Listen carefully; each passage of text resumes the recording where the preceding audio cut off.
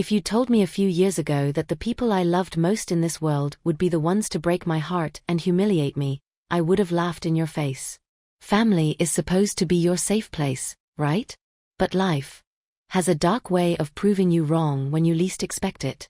It all started on what my daughter Melissa called Family Appreciation Day, her modern version of Mother's Day, something she said was more inclusive.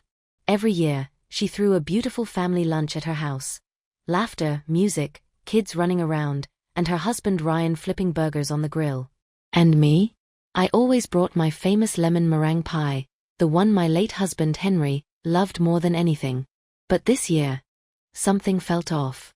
The invitation wasn't a warm phone call or a handwritten note like before. Just a short text, lunch at 1. Dress casual. We've prepared something special for you. I didn't know it then, but that message would mark the beginning of one of the most painful days of my life. There was no heart emoji, no warmth in her words. Still, I told myself not to overthink it. I wanted to believe that maybe, after a difficult year, this would be the day we'd reconnect as a family. That Sunday, the sun was shining beautifully, the kind of morning that makes you grateful to be alive. I wore my lavender scarf, the one Henry gave me on our 40th anniversary, and I carefully carried my lemon pie, fresh from the oven. When I rang the bell, Ryan opened the door, chewing gum and barely making eye contact. "Oh, hey, Eleanor," he muttered, stepping aside. "Melissa's inside." Inside, I found my 2 grandchildren, Chloe and Ethan, playing with their tablets. When they saw me, they ran over shouting, "Grandma Ellie," and hugged me tight. Their warmth melted my heart instantly. Melissa emerged from the kitchen, wiping her hands on a towel. "Hi, Mom," she said. "You made it. Good. We've got a little surprise for you." There was something forced in her smile, something that made me uneasy.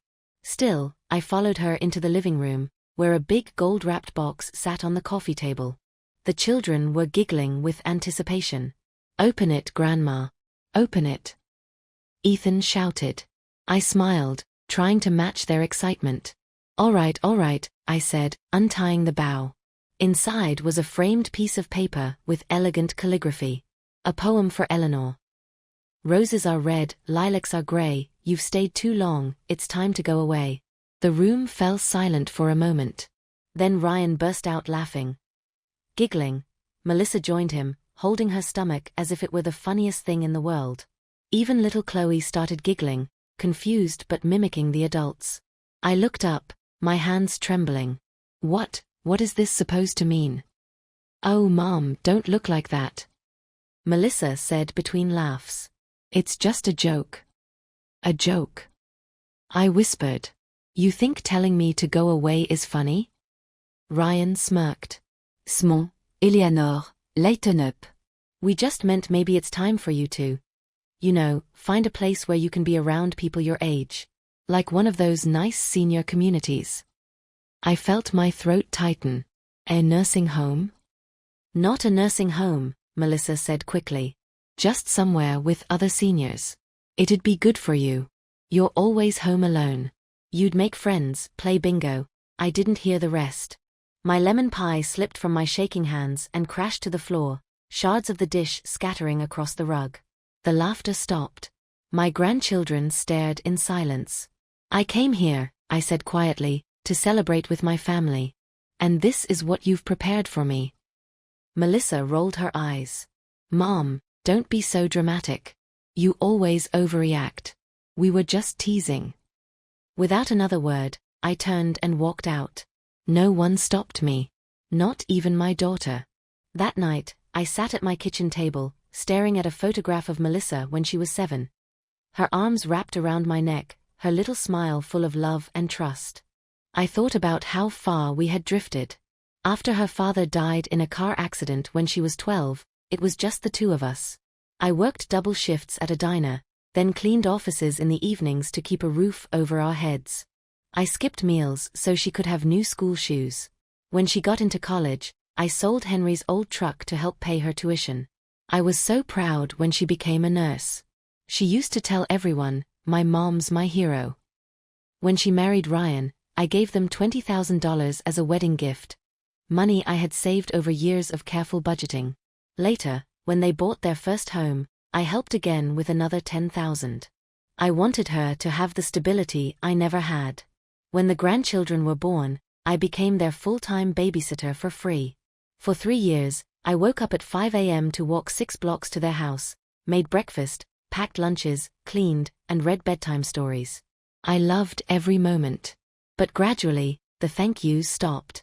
My advice was brushed off as old-fashioned. My visits became too frequent. Melissa started calling less, always too busy to talk.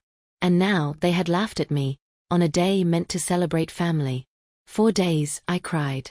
The house felt colder than ever. But then something inside me shifted.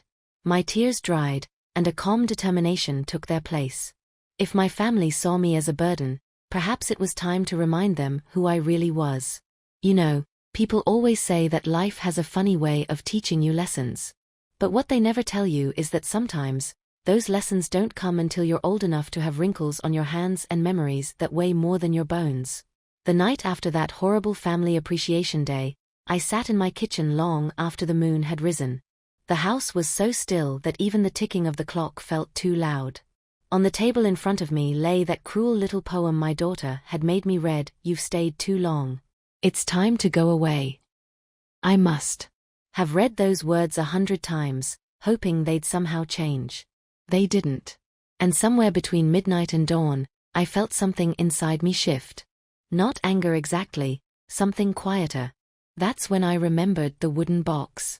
It had been sitting at the back of my closet for years, tucked behind old photo albums and a stack of scarves I never wore anymore. The box had belonged to my Aunt Margaret, my mother's older sister. She was a remarkable woman, independent, mysterious, and kind. When I was 35, Margaret called me to her apartment one summer afternoon. She was already sick then, though she never admitted it. "I have something for you, Ellie," she'd said, using the nickname only she was allowed to use. "Not for now, but for when you need it." She handed me that box. Inside was a single key and a note in her elegant handwriting. "Everything I own that matters will one day be yours. Use it when you must start over." I'd thanked her, not really understanding. Margaret passed away the following year, and a lawyer later explained that she had left me her seaside apartment in Cascais, Portugal, along with a modest investment portfolio. At the time, I didn't have the heart, or the money, to fly across the world and see it. So I kept the property rented out through an agency, and the income quietly gathered interest. I told no one, not even Henry, my husband. Over the years, that box became a kind of secret companion. Every time life felt heavy, when Henry got sick, when bills piled up, when Melissa grew distant, I'd look at that box and remind myself that there was still a piece of freedom waiting for me somewhere beyond the horizon. That night, after the laughter and humiliation at my daughter's house, I finally needed it. I pulled it from the closet, brushed off the thin layer of dust, and placed it on the table. Inside were the same papers Aunt Margaret had left, bank statements from the rental account, the deed to the apartment, and that old note. Its ink faded, but her words still strong. "Use it when you must start over." I felt tears in my eyes. It was as if she had known. I opened my laptop, logged into the bank account connected to the apartment's rental income, and my jaw literally dropped. The balance was staggering. More than $200,000 in accumulated savings and interest. When I added my own small investments and the retirement funds Henry had left me, the number crossed $500,000. $500,000. All this time, my daughter and son-in-law had treated me like a burden, a poor old widow living on Social Security. They had no idea I'd been quietly investing, saving, and even subsidizing their lifestyle. The realization didn't make me angry. It made me clear. For the first time in decades, I could see my life as it truly was, all the ways I had given, all the times I had been ignored, all the sacrifices that had gone unnoticed. I sat there until dawn, the glow of the computer screen lighting my face. I thought of Henry, of how proud he'd be if he could see me now, not crying, not begging, but planning. When the first sunlight touched the curtains, I made a promise to myself. I was going to start over. The next morning, I put on my gray suit, the one I'd bought for Melissa's nursing graduation and worn only once. I brushed my hair into a neat bun, put on lipstick, and took the bus downtown to the First National Bank. The clerk who greeted me was polite but surprised. "Mrs. Whitmore. It's been a long time." "Yes," I said, smiling faintly. "Too long. I need to see Mr. Clark." Mr. Clark had been my financial advisor since before Henry died, a kind man in his 50s, with patient eyes and a voice like warm tea. He looked up from his desk when I walked in. "Well, if it isn't Mrs. Whitmore. To what do I owe the pleasure?" I placed my folder of documents on his desk. "I need to make some changes, Mr. Clark. Significant ones." For the next 2 hours, we went through everything. I cancelled the monthly transfer I'd been sending to Melissa, $500 every month that I'd told myself was helping with the kids. I closed the joint account we'd opened for emergencies, though the only emergencies it had ever solved were theirs. Mr. Clark frowned slightly. "Are you certain you want to do this? These are quite substantial changes." I looked him straight in the eye. "I've never been more certain of anything." He nodded slowly, sensing there was a story behind my calm tone but wisely not asking. When we finished, he slid a new document across the table. "You'll also need to update your will." I smiled. "Already drafted. I just need you to witness it." In that new will, I left everything, every cent, every property, every share, to 2 things: a foundation for abandoned elderly women, and a scholarship fund in Henry's name for underprivileged nursing students. Not a dime to Melissa or Ryan. As I signed the paper, a strange peace washed over me. I wasn't being cruel. I was simply setting things right. Before I left the office, Mr. Clark asked softly, "Is there anything else I can do for you, Mrs. Whitmore?" I paused. "Yes," I said. "Book me a flight to Portugal." His eyebrows lifted. "Portugal." "Yes," I said, smiling for the first time in a long while. "I think it's finally time I saw what my aunt left me." That night, I packed. It felt strange, almost ceremonial. I folded my dresses neatly, chose only what mattered: Henry's watch, a few photos, my journals, and Milo's little carrier. I left behind the rest: the old furniture, the curtains, even Melissa's framed family portrait that still hung on my living room wall. Before bed, I wrote a note and placed it on my kitchen table. It wasn't a letter of explanation, just a line that said, "Sometimes the best goodbye is silence." When I landed in Portugal, the air smelled of salt and bread baking somewhere nearby. It was early morning, the kind of dawn that blushes softly over the horizon, and as I stepped out of the airport, I felt lighter than I had in decades. I took a taxi along the coast toward Cascais, the small seaside town my Aunt Margaret had once called home. The streets were lined with pastel houses and flowered balconies, their tiled pavements shining under the morning sun. When we turned onto a narrow street that sloped toward the ocean, I saw it, her apartment, the one she had left me so many years ago. The building was pale yellow with green shutters and a small balcony overlooking the sea. It wasn't grand, but it felt alive, the kind of place that held stories in its walls. The old brass key from the wooden box fit perfectly in the door. When it turned, the faint scent of lavender and old paper drifted out to greet me, as if Aunt Margaret herself still lingered there.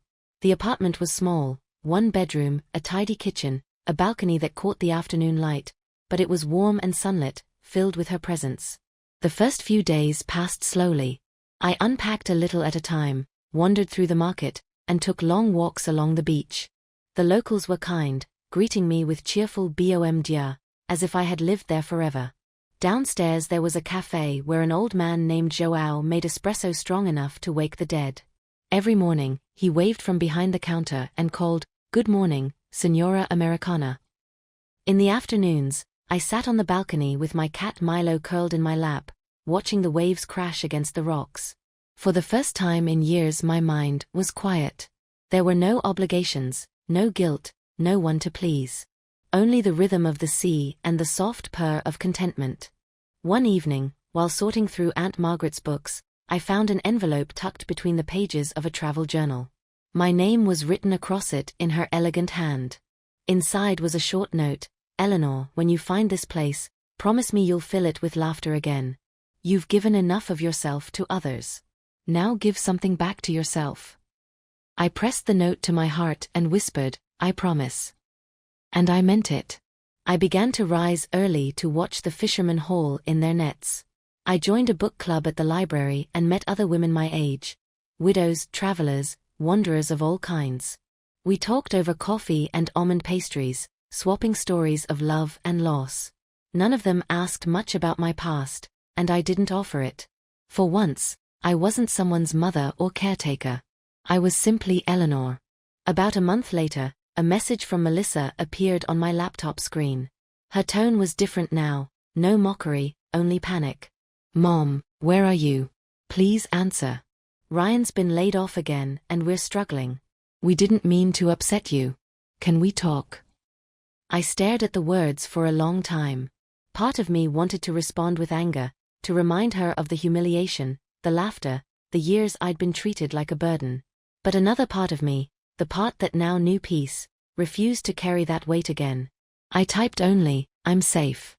I'm happy. I hope one day you'll understand why that's enough." Then I logged out. The silence afterward felt light, like forgiveness. The days rolled by gently after that. I noticed small joys everywhere. The neighbor's dog that barked at the sea each morning, the violinist who played by the fountain, the children who chased pigeons through the plaza. Every sight, every sound felt like a gift. At times I'd close my eyes and think of Henry, imagining him beside me on the balcony, his warm hand resting on mine. I'd tell him about the journey, the courage it took to walk away, the beauty I'd found here. And in those quiet moments, I almost heard him say, "You did it, Ellie. You finally chose you." A few months later, a letter arrived from the charity I'd donated to back home, the one that built shelters for abandoned seniors. They thanked me for my contribution and told me they had opened a new facility, naming the main lounge the Whitmore Room. I smiled through my tears. After a lifetime of giving to those who never valued it, I had finally given something that mattered, something born not from guilt but from love. Now, as I sit here telling you this, the sky outside my window glows gold, and the sea hums its endless lullaby. Milo is curled beside me, his soft breathing mingling with the sound of the waves. I think sometimes of the family I left behind. I hope they're well. I hope one day they understand that kindness isn't weakness, and that love cannot be demanded, it must be shared freely or not at all. But I carry no bitterness toward them anymore. Bitterness is just another chain, and I've learned how to live without chains. Here, in this little yellow apartment by the sea, I discovered the truth my aunt tried to tell me all those years ago, that it's never too late to start over. Walking away doesn't mean losing, sometimes it's the only way to win. And even after 72 years of giving, you can still choose yourself, and that choice can feel like flying.